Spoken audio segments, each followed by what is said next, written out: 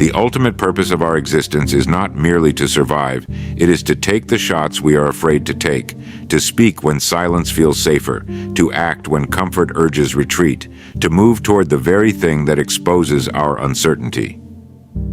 A life without purpose shrinks into safety. A life directed by purpose expands into possibility, and every man and woman must decide which life they intend to live, because survival requires very little.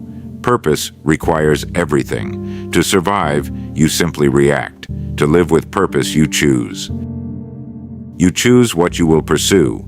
You choose what you will sacrifice. You choose the standard by which your life will be measured. There is a vast difference between existing and aiming. Existing is automatic. Aiming is deliberate, and the man who does not aim will accept whatever direction the wind provides. Look carefully at the world around you. You will see movement everywhere. People working, speaking, planning, acquiring. Yet movement is not direction. Activity is not purpose. Purpose is a decision, a fixed intention, a declaration that your life will not be left to chance.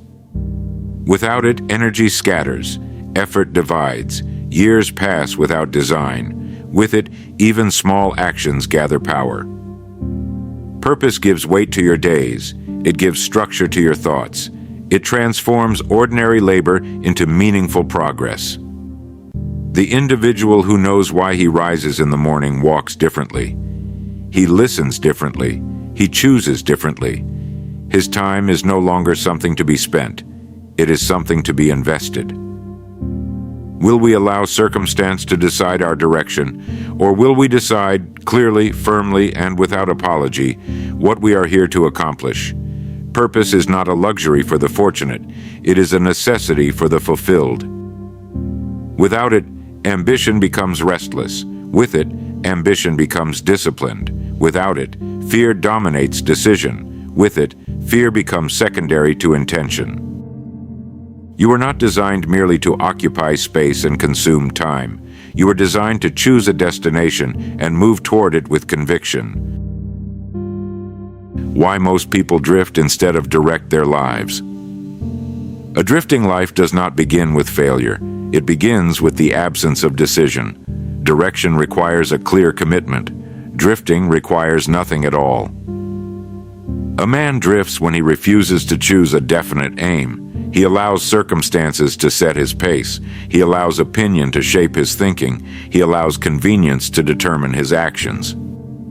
And because he never fixes a destination, any road appears acceptable. This is not weakness of intelligence, it is weakness of resolve.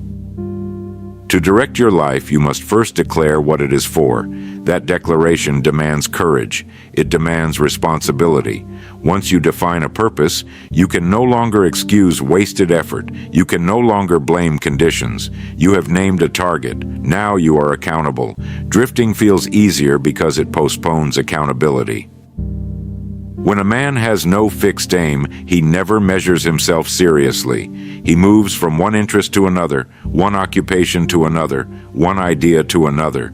He remains busy, yet unanchored. Years pass in motion, but not in progress. Drifting is attractive because it carries no immediate risk. If you do not declare your ambition, you cannot publicly fail at it. If you do not set a high aim, you never fall short of it. So the mind settles for vague hopes instead of definite plans. But a life without direction gradually weakens the will. Each day without intention makes the next decision harder. Confidence fades because there is nothing concrete to pursue. Effort becomes scattered. Energy leaks into distraction. Direction concentrates power. Drifting dissipates it. A directed life begins with a single firm decision. This is what I will build. This is what I will become. Once that decision is made, action organizes itself. Time becomes structured. Effort gains meaning. Even difficulty becomes useful because it serves a chosen aim. The drifting man avoids difficulty whenever possible because difficulty has no clear reward. The directed man accepts difficulty because it is attached to purpose. There is no mystery here. The difference between drifting and directing is not opportunity, it is clarity. If you do not choose your destination, the world will choose it for you, and the world has no obligation to design your life carefully. Direction is deliberate. Drifting is accidental. One produces growth, the other produces regret. How clarity of purpose multiplies effort. Effort alone does not guarantee progress. Effort must be organized, and organization begins with clarity. When a man is uncertain about his aim, his effort divides. He works hard, yet he works in fragments. Part of his energy goes forward. Another part hesitates. A third part questions whether the pursuit is even worthwhile. Uncertainty weakens effort. Clarity concentrates it. When purpose becomes definite, something remarkable happens. Thought aligns. Action aligns. Decisions simplify. A clear objective removes unnecessary options. It eliminates distractions before they gain strength. You no longer ask, "What should I do today?" You ask, "What moves me closer to my aim?" That single shift multiplies power. Clarity also increases endurance. When a task feels difficult and the objective is vague, the mind searches for escape.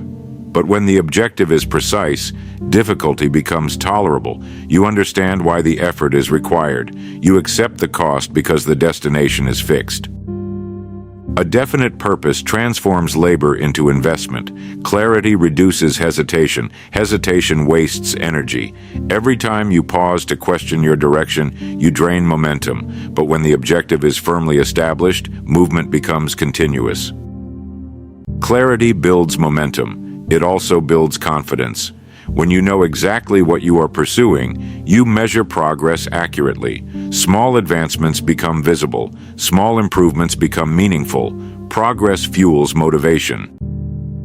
Without clarity, progress feels random. With clarity, progress becomes measurable. And there is another effect: discipline strengthens. When your purpose is defined, temptation loses influence. You begin to evaluate choices against your aim. If something does not serve the objective, it holds less appeal. The mind becomes selective. Energy becomes guarded. Time becomes respected. Clarity multiplies effort because it removes internal conflict. A divided mind cannot produce sustained power. A unified mind can move mountains of resistance. If you desire greater results, do not first seek greater strength. Seek greater definition. Write the aim plainly. Fix it firmly. Refuse to blur it with alternatives. A clear purpose is like a lens that gathers scattered light into a burning point. That focused intensity is what creates achievement. And once clarity is established, effort no longer feels forced. It feels directed. Directed effort does not merely work harder, it works with precision. And precision is power. The connection between purpose and persistence. Purpose and persistence are inseparable. One cannot endure without the other. The man who drifts through life has no anchor. The man with purpose has a rudder, and that rudder guides him through every storm, every obstacle, every moment when quitting would feel easier. Persistence without purpose is toil without direction. It is effort scattered, producing little beyond fatigue. A man may persist in habits, routines, or work, but if he does not know why he persists, the effort is hollow. He may reach exhaustion, yet achieve nothing of lasting consequence. Purpose gives persistence a reason. When a man has a clearly defined aim, each act, each decision, each sacrifice acquires meaning. The grind becomes a proof of commitment, not a burden of repetition. Difficulties no longer discourage him because each difficulty is a measure of the distance he is willing to travel to reach the summit. Purpose transforms persistence from a mechanical repetition into a strategic force. It turns long hours into progress, failure into feedback, and resistance into training. Every setback becomes an opportunity to reinforce the will. Every obstacle becomes a testing ground for character. Persistence is strengthened when the objective is worth the fight. A vague goal cannot withstand time. A trivial pursuit cannot sustain energy. Only when the aim aligns with a person's highest potential does persistence become natural. It is no longer imposed, it emerges. And persistence itself amplifies purpose. The longer a man commits, the more invested he becomes. Every day of steady action compounds the stakes. Retreat becomes less tolerable. Withdrawal begins to feel like surrender to something smaller than himself. The effort shapes identity. The man who persists becomes the man worthy of the purpose he pursues. History, quietly observed in ordinary lives, demonstrates this principle. Not brilliance, not raw talent, determines achievement. What determines achievement is the patient, relentless, consistent application of energy toward a goal that matters. A mountain is not climbed by speed alone, but by the unyielding step after step, guided by the summit in sight. Purpose and persistence also guard against distraction. A wandering mind is a weak mind. A mind anchored by purpose is disciplined. Persistence rooted in clarity deflects diversion. The trivial falls away, the urgent is measured against the essential, and momentum builds quietly but inexorably. Finally, understand this. The combination of purpose and persistence is what turns ordinary men into extraordinary ones. The men who achieve more, who leave a mark on their world, do so not because they encountered easy paths, but because they refused to quit on paths that mattered. Purpose lights the fire. Persistence keeps it burning. One without the other is powerless. Together, they create results that cannot be denied and forge a character that cannot be broken. And this is why those who define their purpose and remain unwavering in pursuit of it inevitably outlast the uncertain, the distracted, and the hesitant. Why fear weakens? When intention becomes strong. Fear is a shadow that clings to indecision. It is not born of reality, but of uncertainty and hesitation. It whispers caution when action is required. It magnifies risk and diminishes possibility. Fear does not vanish when we wish it away. It vanishes when our intention becomes undeniable, when our purpose commands more energy than the anxiety it creates.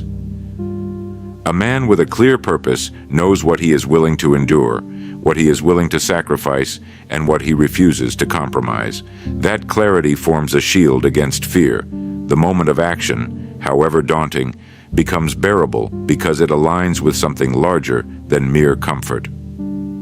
Fear grows strongest when we drift, when we lack direction, when our mind entertains too many what-ifs without commitment. But when intention is firm, the mind stops vacillating. The question is no longer, should I, but how will I? Fear may still arise. It will always appear at the threshold of growth, but it loses authority. It becomes a signal, not a barrier. Intention organizes energy. It channels courage where hesitation would have prevailed. It converts nervousness into preparation, uncertainty into strategy, and doubt into action. The stronger the purpose, the less persuasive the fear. One cannot simultaneously cling to fear and advance with intention. Nature itself mirrors this principle. A stream flows effortlessly in the channel carved for it, but dissipates in the swamp of indecision. Every significant achievement is preceded by fear. No life worth living is without risk. Yet those who act with purpose do not eliminate fear, they transcend it. They act in spite of it, guided by a reason greater than their reluctance. Fear becomes temporary, inert, almost irrelevant compared to the momentum generated by intention. Even minor acts, repeated with focus, demonstrate the principle. A man who commits to speak, to create, to serve, or to lead experiences fear, but he discovers that fear cannot match the resolve of intention. His purpose, clearly defined, strengthens with each small victory over hesitation. Courage is not the absence of fear, it is persistence despite fear, fueled by intention. One rises as the other falls. The more decisive a man becomes in what he seeks, the weaker the grip of fear. The more he identifies with the purpose that drives him, the less capable fear is of influencing choice. Action replaces anxiety, momentum replaces hesitation, and the path forward is illuminated. This is why ordinary people, faced with the same threats and uncertainties, falter while those with clear, uncompromising purpose advance. The difference is never the absence of danger. It is the presence of a guiding intention stronger than fear itself. Fear is natural. Intention is necessary. When intention outweighs fear, hesitation collapses and progress becomes inevitable. How to define a purpose worthy of your potential. A purpose worthy of your potential is not chosen casually. It is selected deliberately, measured against your capacity, and held with seriousness. It must demand growth. It must require discipline. It must stretch the limits of who you are now. If your aim does not challenge you, it cannot transform you. Many choose goals that guarantee comfort. They select objectives already within reach. There is no expansion in that. There is no elevation.